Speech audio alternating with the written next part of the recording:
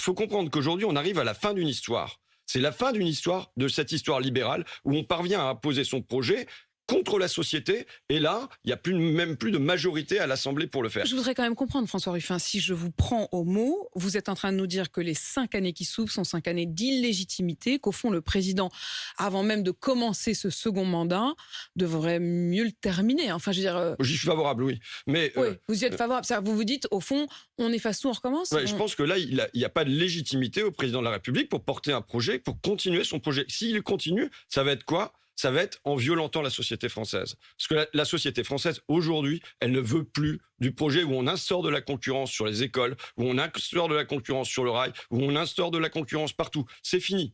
Quand vous dites « j'y suis favorable », vous seriez favorable au fait qu'il démissionne? Ah ben s'il veut, moi je vais pas m'y opposer. Hein. Mais ça, c'est à lui d'en décider. Aujourd'hui, en tout cas... Non, mais ce serait la logique pour vous, en fait.